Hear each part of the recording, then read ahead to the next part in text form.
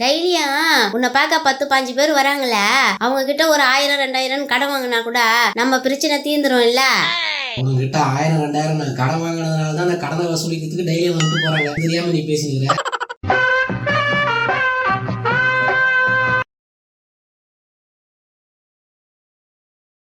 என்னடா பண்ணிக்கிற? அந்த வண்டி எடுத்து பார், முழுசா சந்திரமுகியான மனைவி கங்காவே பார். என்னடா நான் போட்டுக்கிறது தலையில போட்டுக்கிற, பொம்பளை போடுற நம்ம தான் கிண்டல் பண்ண போறாங்கடா. என்னது உங்க எடுத்து போட்டுனா ஏன் போடக்கூடாதா? என் சட்டை எடுத்து நீ போட்டுன்னு இருப்ப, அதே மாதிரி உங்க எடுத்து நான் போட்டுக்கிறேன். ஏன் லேடிஸ் போட்டதை ஜென்ஸு போடக்கூடாதுன்னு சட்டமா என்ன? நாங்க போடுற ஜீன்ஸ் பேண்ட் எடுத்து நீங்க போறீங்க, நாங்க யூஸ் பண்ற டிஷர்ட் எடுத்து நீங்க போறீங்க, அப்புறம் எங்களை மாதிரியே எல்லாத்தையுமே ஹேர் ஸ்டைல்ல இருந்து வந்து உட்காந்துறீங்க. அப்புறம் லேடிஸ் யூஸ் பண்ணதான் யூஸ் பண்ணக்கூடாதுன்னா?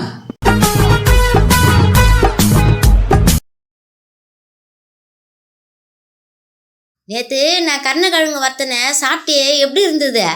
நேத்து நீ வறுத்தது கருணக்கிழங்கு, நான் உருளைக்கிழங்கு இல்லைன்னு நினைச்சேன். அட கையால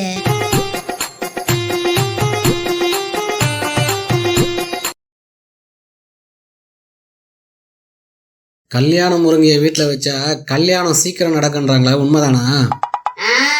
வேலை வெட்டிக்கு போய் கை நிறைய சம்பாதிச்சா கல்யாணம் நடக்குன்னு சொல்றாங்களே, அது உண்மைதானா?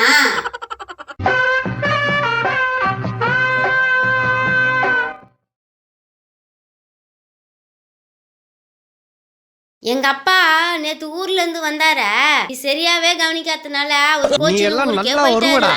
ஊர்ல இருந்து வந்தது அவரு குளிச்சுட்டு டிவி பார்த்து சாப்பிடற வரைக்கும் அவரையே கவனிச்சிருந்தேன்.